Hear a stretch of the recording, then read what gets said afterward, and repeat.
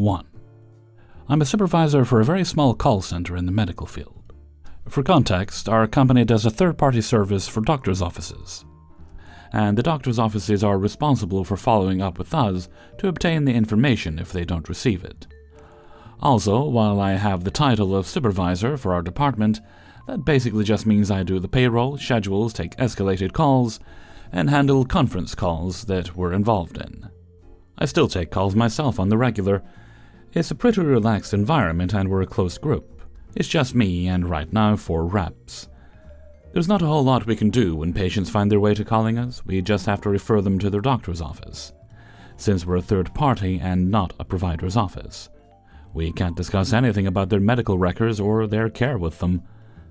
In this case, a patient's mother called us and we couldn't help her. She wanted the service we provide, but we provide it to the doctor's office and she needed to get it through them. She called 3 times, and 1 rep got her twice. Then the 3rd time she called, she got a different rep. Alma. Alma is my most unflappable rep. She's a tough lady. She's had a rough life, and in the 2 years she's worked here, I've never even seen her raise an eyebrow on call, much less get worked up. Alma gets this call, and all of a sudden she comes rushing into my office, sobbing and hyperventilating. I've never seen her upset, so I know it's bad.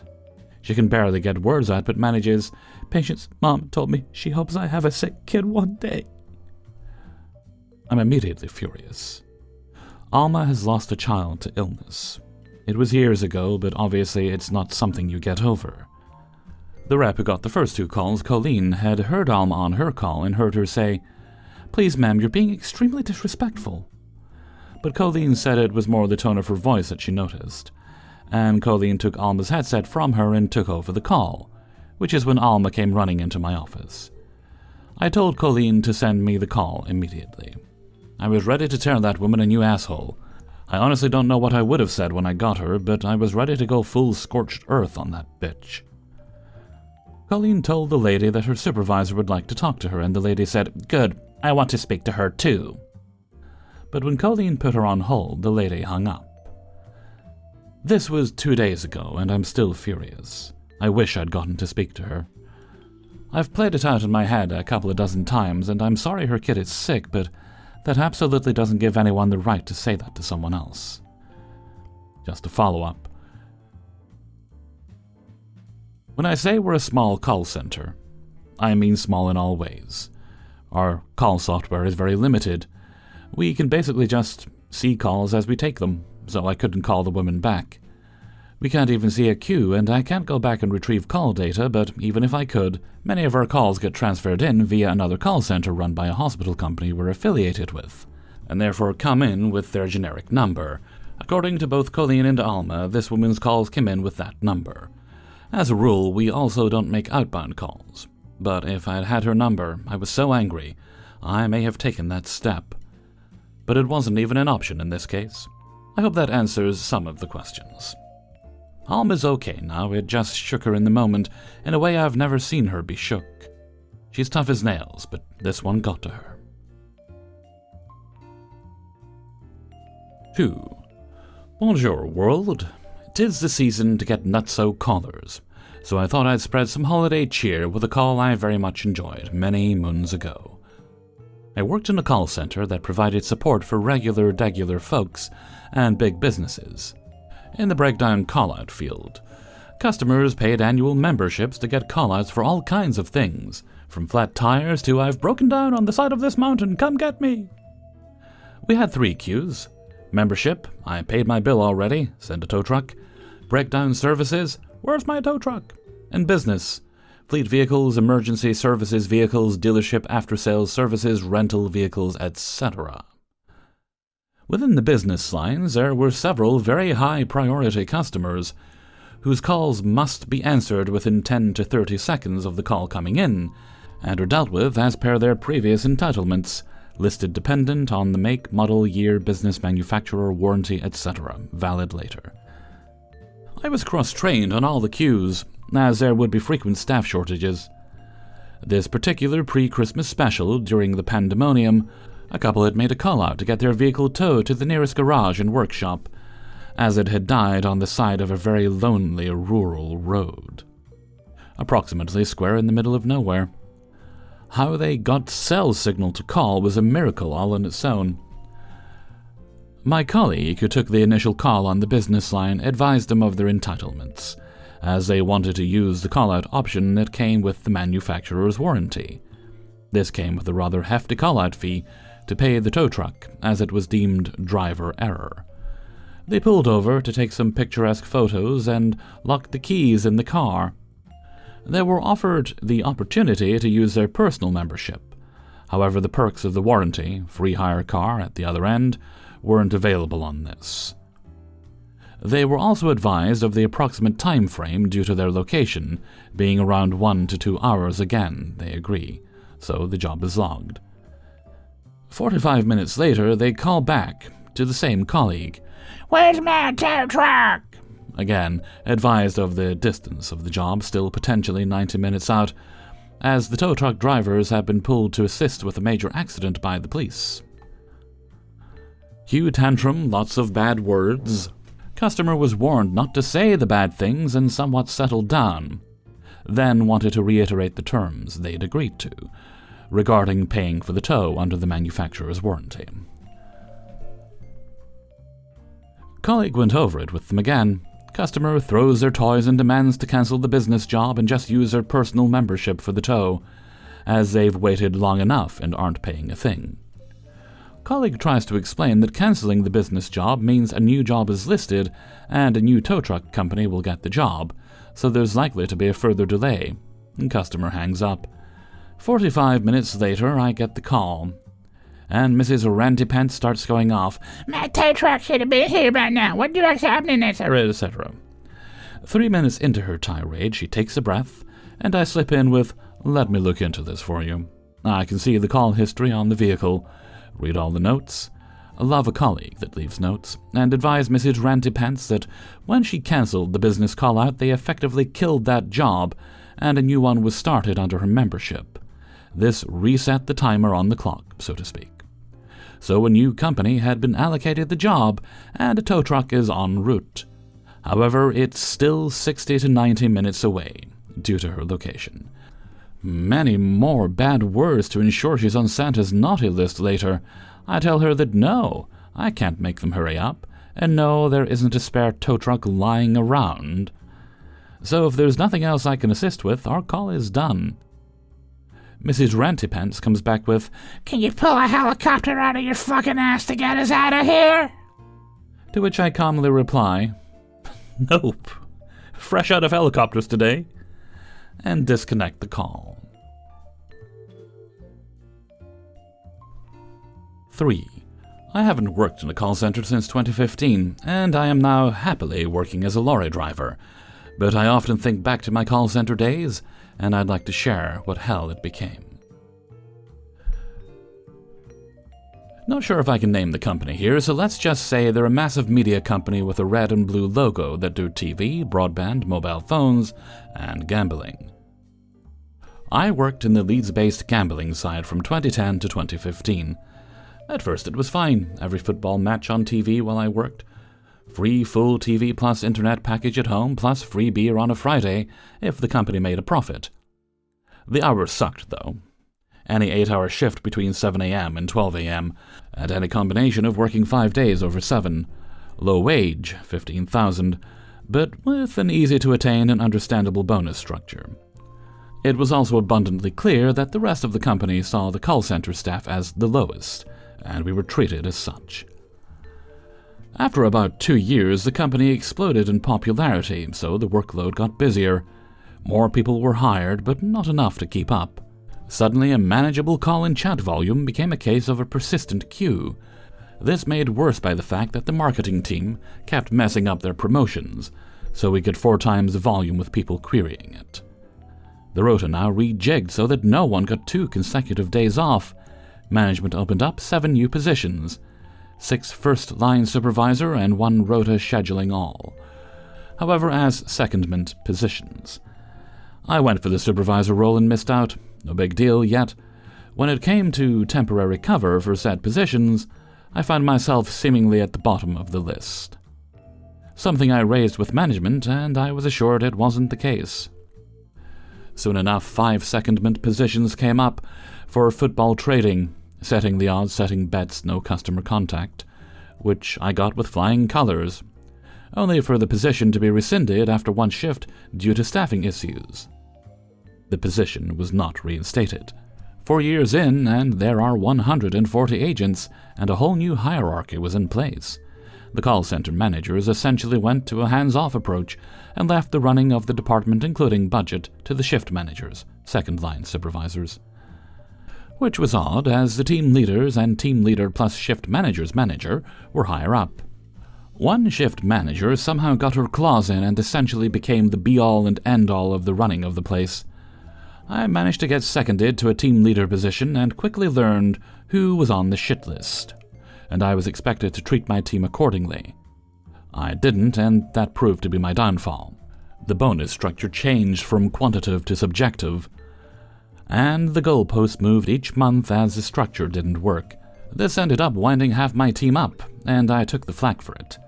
One day I was marched over to our auxiliary office by the shift manager and team leader manager, and the dictator shift manager. One of my team had falsely filed a grievance about me claiming racism, and because of this, and because I wouldn't comply with the shit list, I was removed from my secondment and put back on the floor while the grievance was investigated. 6 witnesses, apparently. 3 months it took to be casually mentioned in a 1-to-1 meeting that it was all BS and it wasn't going further.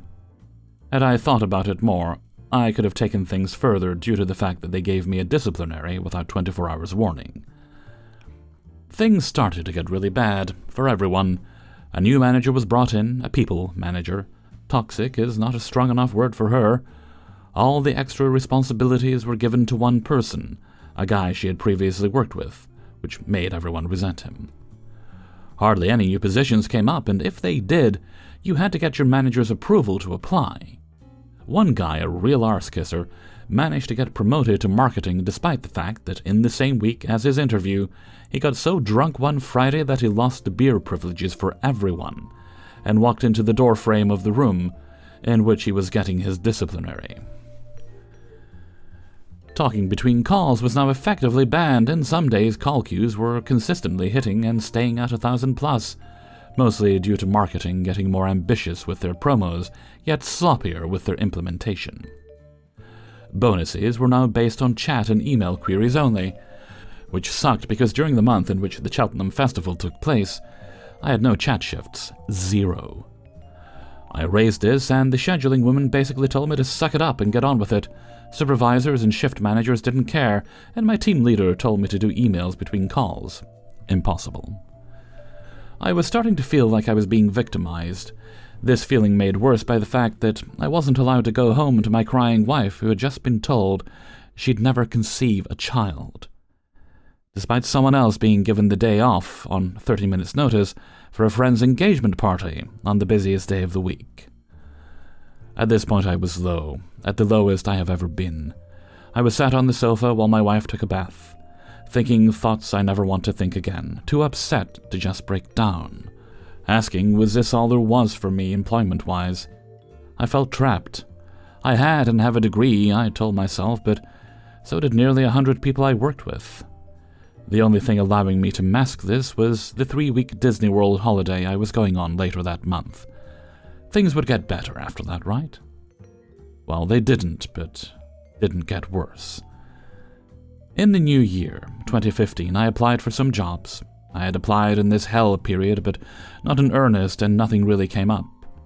Now I was restructuring my CV to suit jobs, writing dreaded cover letters, and actually putting effort in. 1 week shy of 5 years in the same place, I left to be a recruitment consultant.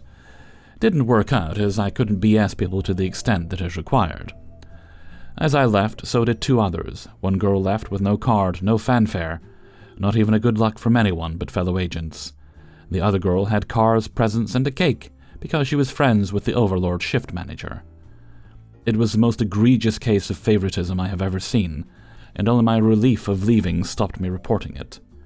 As I say, I've moved on, doing loads better professionally, mentally, and physically. I also have a son, who was against all odds conceived naturally. I do still have nightmares about the place, still hearing the beep of a new call in my right ear, and it's a relief to wake up from them. I wish I was exaggerating any of this, and I could have written more, as I don't think I conveyed how bad it was. 4. The 3 separate people I spoke with were so cool and kind. I was quietly panicking over this because First Call told me my insurance was inactive and I was panicking. Along with this, I get an over-the-counter card with $123 on it every month for over-the-counter meds, cat food, personal care items, etc. I got the card and called to activate it. I tried to use it last week but was declined. I called them and was told the $123 would be available on one-on-one. Okay, cool. Tried to use it today and it was declined again. I started to freak out a bit. Long story short, Fidelis must have mailed out my upgraded over-the-counter card to me because I called the number to activate the card. I called today because it was declined again. When I called my insurance about dental stuff a few weeks ago, the gentleman I spoke with was so nice and told me I was eligible for a higher level of benefits, so he helped me upgrade. My upgrade is now Aetna. I haven't received new insurance cards yet, but got the over-the-counter one. I terminated my insurance with Fidelis, knowing that on January 1st, I'd be covered with everything through Aetna. The over-the-counter card must have just been a new one, to replace my old one which got mailed out to me before the termination with Fidelis. Fidelis was trying to figure out what was up and concluded I need to speak to Aetna, and they were able to provide me with their number. Called Aetna, and spoke to Jose, and he was so kind, patient, and helpful with me. He even set up a conference call with the OTC card company, which through Aetna is now called National, and the card is white with a purple heart on it, and my benefit amount is $215.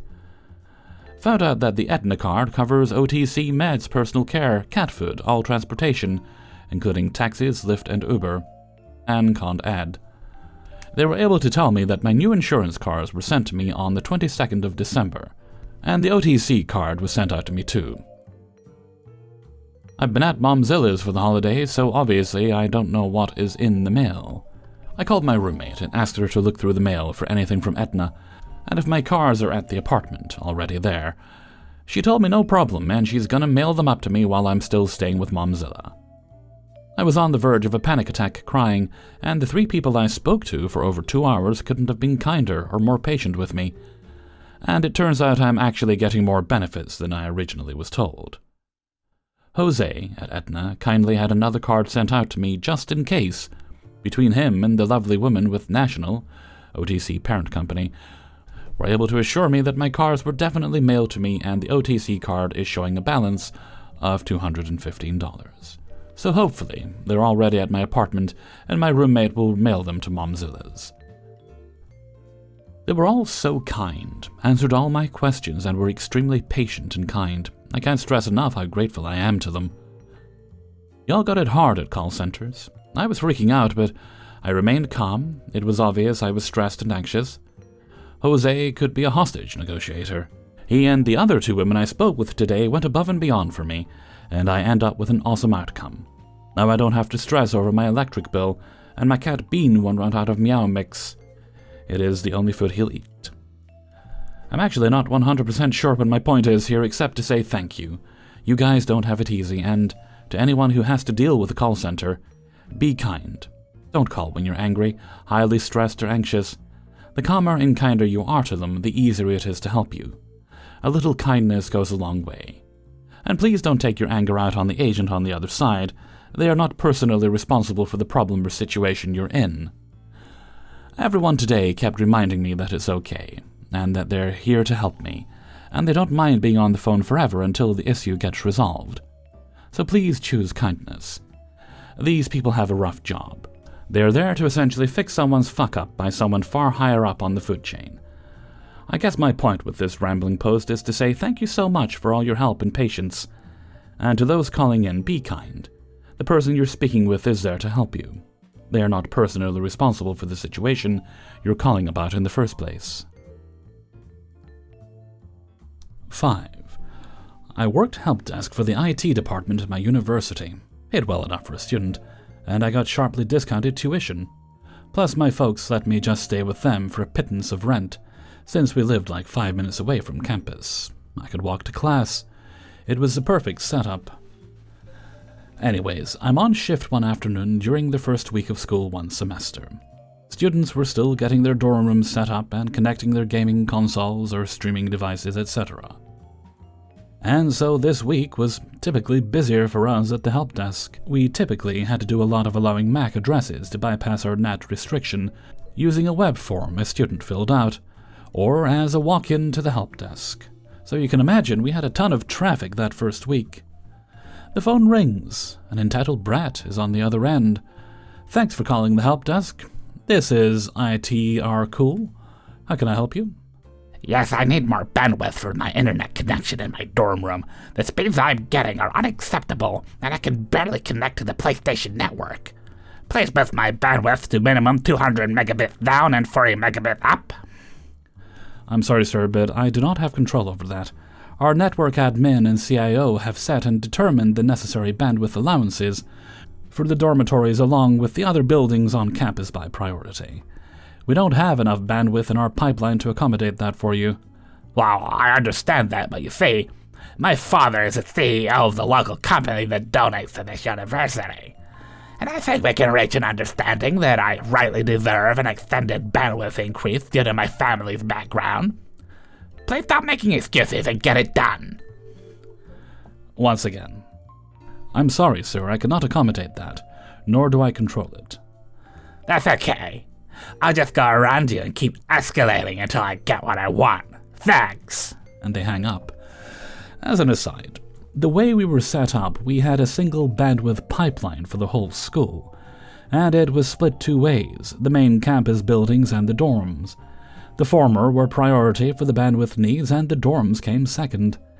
State budgets being the way they were, that's all we could afford financially, as our primary ISP. We had a smaller secondary ISP that was just for IT to use in the server room if worst case happened, and we had total ISP failure going on. We could still keep some services going. So unfortunately, the dorms got less bandwidth and thus less speed. You just had to learn to time out when the best time to connect online for gaming and streaming was. And that was not in the evenings when everyone was back from class. For surfing the web or checking email, it was fine. For gaming and streaming video, not great. But it was what it was. Instead of streaming, you were better off collecting DVDs or renting them from the then still open video store in the area, and connecting in a LAN with other dorm mates if you wanted to game multiplayer, or play solo on local campaign mode. I and the CIO and network admin were on casual terms. The IT department at the school was a tight-knit group, so I later asked them both how that all went down. The entitled brat escalated all the way up to the CIO, who promptly told him to go pound sand, and that he would not be receiving more bandwidth just because he was the local company CEO's son.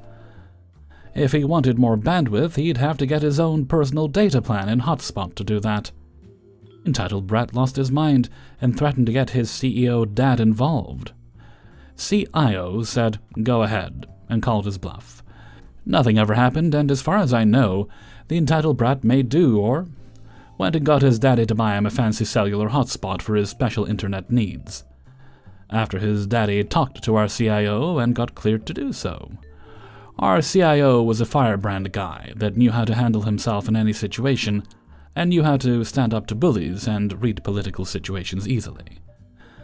Unfortunately for us, entitled brats stuck around for a full ride 4 years in the dorms, and so, like clockwork, at the beginning of each semester, we reset the NAT restriction filters between semester breaks for security reasons, so you had to get your MAC addresses resubmitted every semester as a result. He would call in with the same snooty attitude about another random junk. Please reconnect the cable jack in my room. The Wi-Fi here is crap. This was after we had disconnected and pulled all old copper connections out of all campus buildings to save on infrastructure cost. Save for that which had to be physically connected, and the brand new WAPs we had mounted covering all rooms of every building. We always drew straws to see who got to deal with him. Hey everybody, Hellfreezer here, and thank you very much for listening to Please Hold, episode 28. And thank you very much to everybody who allowed me to use their stories in this video. Before you go, do poke the like button. Thank you. If you want early access to the videos, then support me on my Patreon, which is linked in the description. It's one click away. Well, maybe 2 clicks, because you've got to click description, and then you'll work it out. You're smart people. There's also a link in there to the Hellfreezer merchandise store. And if you enjoyed the video especially, feel free to leave a tip. Click the little heart with a $sign and select the tip of your choice. None of this is mandatory, but I do appreciate it.